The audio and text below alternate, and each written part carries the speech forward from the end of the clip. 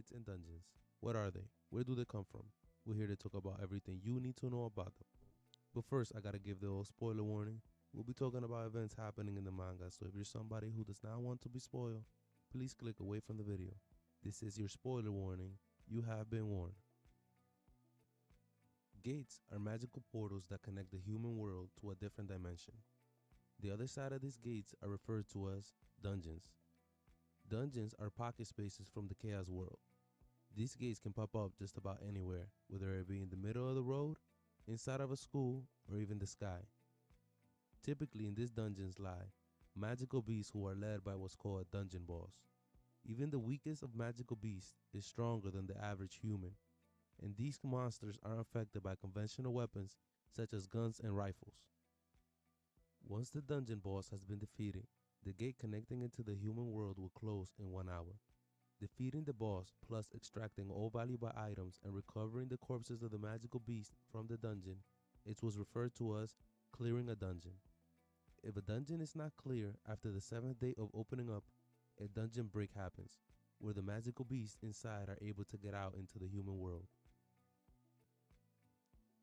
Gates are ranked on a similar ranking system as the hunters and magical beasts. S, A, B, C, D, and E. S rank dungeons being the most difficult and E rank the weakest. Typically, the higher the dungeon's ranking, the larger the gate will be, but that's not always the case. It's important to know, although the ranking system are similar as the hunters and magical beasts, they are not equitable, meaning an A rank hunter will not be able to clear an A rank dungeon alone. Even an entire party of A rank hunters will have a difficulty clearing even the weakest of A rank dungeons. As stated in chapter 66 of the manga, the way the Hunter Association measures the ranking of the dungeons is by the mana waves being emitted from the gate, not the ranking of the magical beast. The two factors as explained by Jinwoo that affect the gate's ranking are the size of the gate and how strong the mana waves are. Large number of low-ranking magical beasts can raise the ranking of the gate. This is true for B-rank gates and lower.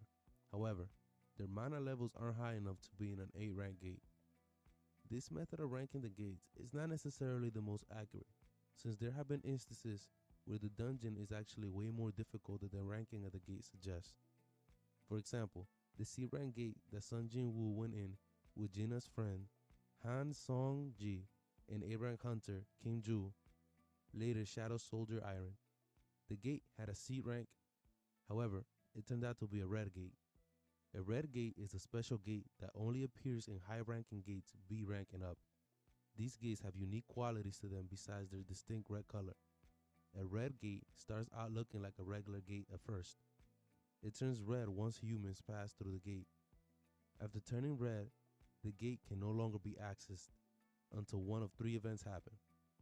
Either the dungeon boss is defeated, the entire raid party is defeated, or a dungeon break happens. Time also flows differently inside of a red gate, so much so that a day inside equals to just 1 hour in the human world. After a gate turns red, it stops emitting mana waves, so it is impossible to measure its rank afterwards. The appearance of the gates and the monsters that lie on the other side were seen almost as a calamity falling upon the world to some. However, the true reason for their appearance was revealed to us after we learned that the rulers were the ones who began spawning these gates. Their clash with the monarchs have resulted in the end of the human race in the future, so they used the Cup of Reincarnation to turn back time 10 years. As a last-ditch effort, they began spawning gates around the world. Their reason for this was to expose humankind to mana and saturate the world with enough magic to withstand the eventual war on Earth between the rulers and the monarchs.